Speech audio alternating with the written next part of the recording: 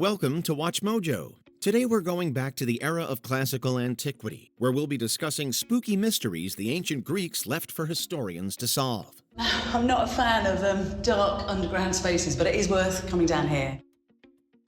Number 10. What killed Alexander the Great? Yes, come to Babylon. I await you, your only loving son. The ancient king of Macedon became one of the most famous humans in history and one of the most successful conquerors ever. He did all this before the age of 32, when he died under suspicious circumstances. No one has any real concrete idea about how he died, but two separate versions of Alexander's death in Babylon exist, both slightly different. He's not really counting on dying so early, so there's a power vacuum, and all of his generals want to grab as much land and as much legitimacy as possible. Both agree he got ill after some partying and then died a few days later. Macedonians had some pretty bloody tendencies, so there's a high chance that he was poisoned by his enemies. Not everyone subscribes to this theory, with some instead thinking it was simply natural causes. I never believed in his dream. None of us did. That's the truth of his life. Number 9. Art and architecture of the Parthenon. There's no question that the harmony of the building, which is clearly one of its most visible characteristics, is dependent upon a certain mathematical system of proportion. The Parthenon has sat for more than 2,500 years, towering atop the Acropolis of Athens. We know it used to be a temple to Athena, but this is one of the few concrete facts we have about the building. Some think it may also have been a treasury or a political symbol. One of the biggest mysteries is the temple's two inner chambers, which have puzzled historians who can't figure out their purpose. Although most of the interior of the Parthenon has decayed due to the ravages of time, the rectangular symmetry of its exterior looks flawless. It was also built ridiculously fast, being completed in less than 15 years. Its architects, Iktinos and Callicrates, are also elusive figures. Their mathematical mastery is shown in their structures, implying they were philosophers, but that's about all we know of them. The story he wants to tell is depicted in the frieze itself, which shows an important Athenian religious procession, but only about 50% of the original frieze survives today. Number 8. The creators of the two constitutions of the Athenians. The center of public life was the agora, or marketplace. Here citizens met to debate political affairs, which were all important to them. Two works, both known as the Constitution of the Athenians, exist, one attributed to Xenophon and the other to Aristotle. Well, that's who people say wrote them anyway. Both discuss the organization and society of ancient Athens. Scholars call the first document's author the old oligarch after Xenophon's involvement was disputed. What some consider its highly sarcastic tone causes debate over whether it was satire or not. The second document is attributed to Aristotle, but this is similarly debated. It could have been a team effort, or written by one of his students, or maybe even a compilation of his notes. It was lost for centuries, found in Egypt in 1890 on a piece of papyrus, making us wonder if similar documents are to be found. Number 7. Eleusinian mysteries. Every year, the cult of Demeter and Persephone held secret religious ceremonies in ancient Eleusina. The specifics of these ceremonies were a closely guarded secret, and as such, they have baffled historians for centuries. If initiates revealed the secrets, the penalty was death. This means not a single ancient source exists that broke this rule, as they were terrified of capital punishment. Writers do talk about their importance, though, leading scholars to come up with a handful of theories.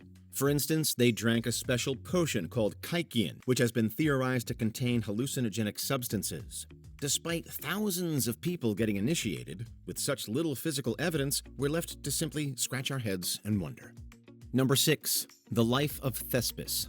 Athens had invented drama, but how would this innovative and democratically charged art form fare in the new world that followed Athens' defeat? The inventor of tragedy is widely regarded as the founding father of acting. Legends claim he was the first person to act as a character in front of an audience. Not just one, but multiple, all himself but with different masks. This bold new style of entertainment would later become known as a tragedy. Alongside this, he supposedly toured across the Greek world, being the first touring artist, long before the Beatles.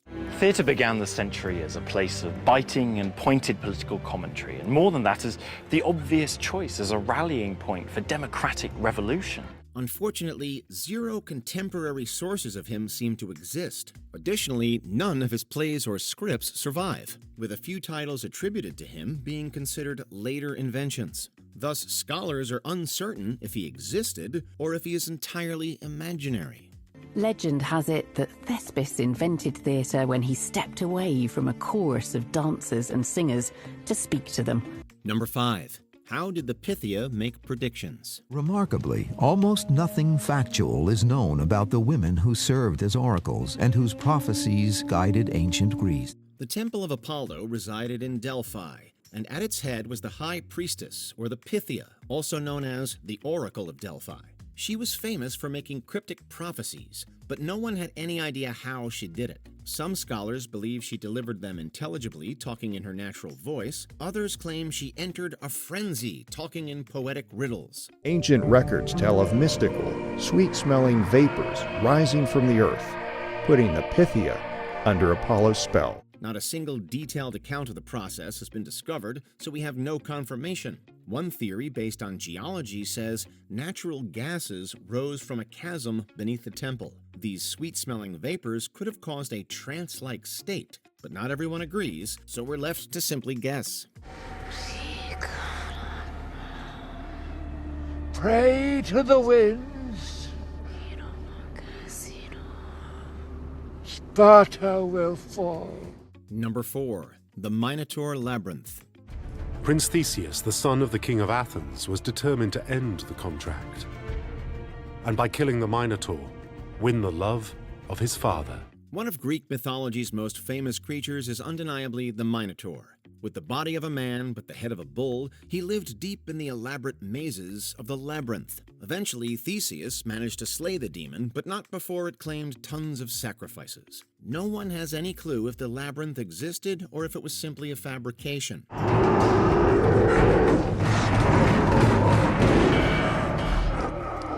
It's generally said to have been on Crete, but no such site has been found. As such, some scholars think it was simply metaphorical, a representation of the subconscious mind or being trapped in a foreign land.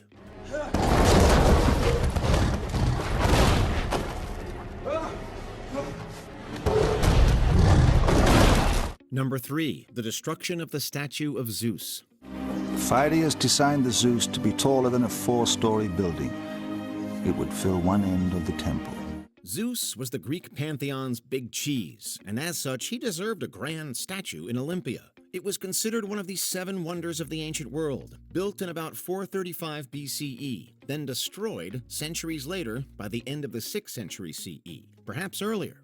2 stories exist about how it met its demise. Almighty Zeus, please, hear me and answer my prayer. I need to know. Who am I? Where do I belong? The first comes from a medieval Roman historian, Georgios Kedronos, who says it was relocated to Constantinople, then perished in a fire in 475 CE. The second story says it was destroyed in its original home by 425 CE. We'll likely never know where it ended up, unless archaeologists amazingly dig it up somewhere. The sculptor may be criticized for not having appreciated the correct proportions. He has shown Zeus seated, so we have the impression that if Zeus moved to stand up, he would unroof the temple. Number 2. The Mycenaean civilization's end. The Mycenaean civilization was so advanced that later generations couldn't get their heads around how citadels like this were built. The first mainland Greek civilization in human history was the Mycenaeans, developing during the Bronze Age and then gradually declining over 700 years of history. Despite their lengthy existence, we have little understanding of their decline. Within a few decades, their major centers of trade collapsed, with no record of who or what destroyed them. 9 different cities, one built upon the ruins of another, emerged from the excavation. All we have are ruins and vague clues, causing scholars to propose several causes. None explain everything, but examples of proposed causes include an invasion, natural disasters, or an internal collapse. The most likely explanation is that it was a complex cascade of events rather than just one specific thing. Had Mycenae's golden riches, recorded by Homer, been spared the ravages of time? Before we continue, be sure to subscribe to our channel and ring the bell to get notified about our latest videos. You have the option to be notified for occasional videos or all of them. If you're on your phone, make sure you go into Settings and switch on your notifications. Number 1. The Greek Dark Ages. Archaeologists call this period from 1200 down to 800 BC the Greek Dark Age, since so few hallmarks of civilization have been found. So after the Mycenaeans fell, the Greek Dark Ages began, spanning almost 4 centuries. It's a blank spot between two vibrant civilizations, with historians still trying to figure out what happened. Writing experienced a massive decline, which means we have virtually no sources from the period. From the Bronze Age collapse in about 1200 BC, and for hundreds of years through the Dark Age, people passed the stories down orally, from generation to generation. Towns shrunk, some vanishing entirely. Monumental buildings disappeared, and art declined massively. By 800 BCE, Greece started to bounce back, so we know the people endured, just not their culture. There's no evidence of kings, empires, battles, or organized states. A massive contrast to the vibrant Greece of antiquity. Soon, it will be your time. My time for what? The fight against evil never ends, Akamus. War is coming to the heavens. Which mystery would you like to see solved the most? Let us know in the comments below. There is no time when the light on civilization and society is completely extinguished. There are always glimmers somewhere.